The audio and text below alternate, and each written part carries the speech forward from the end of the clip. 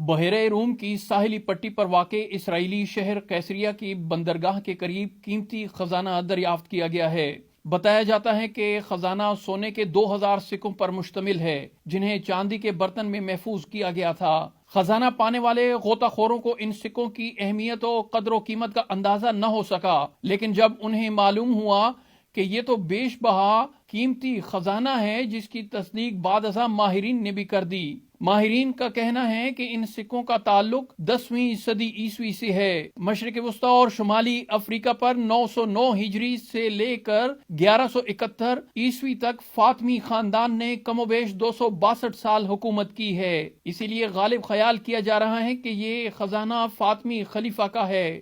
ان سکوں کے وہاں موجود ہونے کے حوالے سے اور بھی مفروضات قائم کیے جا رہے ہیں۔ کسی کا کہنا ہے کہ ہو سکتا ہے یہاں پر خزانے سے لدا کوئی جہاز تباہ ہو گیا ہو۔ ایک خیال یہ بھی ظاہر کیا جا رہا ہے کہ فوجیوں کی تنخواہ کے لیے کوئی سرکاری کشتی ہو جو یہاں تباہ ہو گئی ہو۔ ایک خیال یہ بھی ہے کہ یہ خزانہ کسی بڑے تاجر کا ہو جو ساحلی شہروں کے ساتھ ساتھ کاروبار کرتا رہا ہو۔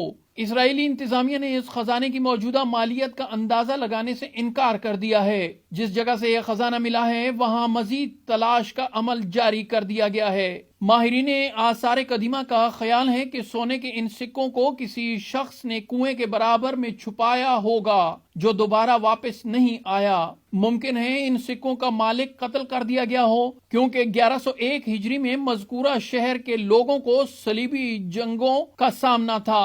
ان سکوں کی تاریخی اہمیت اور قدر و منزلت سے بڑھ کر ایک اہم بات یہ ہے کہ ان سکوں پر کلمہ طیبہ مکمل موجود ہے، جس میں اللہ کی وحدانیت کے اقرار کے بعد خاتم النبیین صلی اللہ علیہ وآلہ وسلم کی رسالت کی گواہی پر اکتفا نہیں کیا گیا، بلکہ مکمل کلمہ طیبہ جس میں لا الہ الا اللہ محمد رسول اللہ کے بعد ولایت علی کی گواہی علی ولی اللہ کی صورت میں درج ہے، جو سونے کے چمکتے ہوئے ان سکوں پر واضح دیکھا جا سکتا ہے۔ ولایت علی ابن ابی طالب کی گواہی کے مبارک الفاظ نے ان دریافت شدہ سکوں کو اور بھی ممتاز اور بیش بہا قدر و منزلت کا حامل بنا دیا ہے۔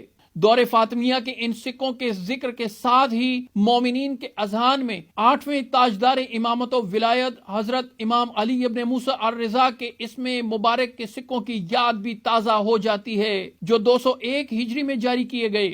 دور فاطمیہ سے تقریباً 800 سال قبل جاری ہونے والے سکوں کی داستان کچھ یوں ہے کہ جب مامون کو اپنی حکومت خطرے میں نظر آئی تو اپنی ناپاک سازشوں کے تحت امام علی ابن موسیٰ الرضا علیہ السلام کو مدینہ منورہ سے خراسان بلوا لیا اور یہ ارادہ کیا کہ امام رضا علیہ السلام کو اپنا ولی عہد بنائے۔ لہٰذا شیخ صدوق اپنی کتاب عیون اخبار رضا میں بہقی سے نقل کرتے ہیں کہ لوگوں نے 201 ہجری میں امام رضا علیہ السلام کی بیعت کی۔ 201 ہجری میں جلسہ ولی عہد منعقد ہوا اور بڑی شان و شوکت کے ساتھ یہ تقریب عمل میں لائی گئی، اور سب سے پہلے مامون کے حکم سے اس کے بیٹے نے امام رضا علیہ السلام کی بیعت کی، پھر دیگر افراد بیعت سے شرف یاب ہوئے۔ اسی روایت کو شیخ مفید نے بھی مختصر فرق کے ساتھ تفصیلاً نقل کیا ہے۔ طبری نقل کرتے ہیں کہ مامون نے امام رضا علیہ السلام کی ولی عہدی کے اعلان کے بعد آپ کو رضائے آل محمد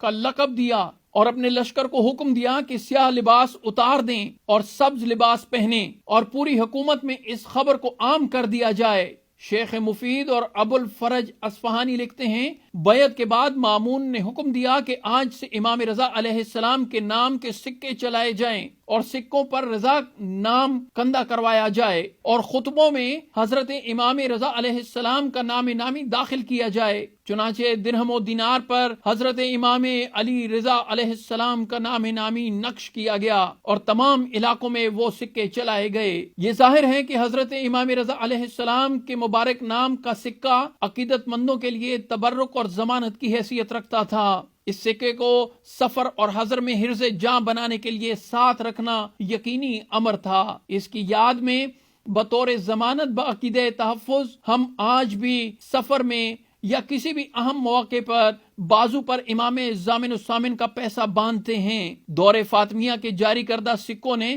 اہل ایمان کو ان نادر و نایاب سکوں کی یاد بھی تازہ کرا دی جو امام معصوم علیہ السلام کے دور میں جاری کیے گئے تھے، جن کی یاد آج 1300 سال بعد بھی امام ضامن کی صورت میں زندہ و تابندہ ہے، جس کی تاثیر مجرب ہے اور جو نسخہ حفظ و ایمان ہے۔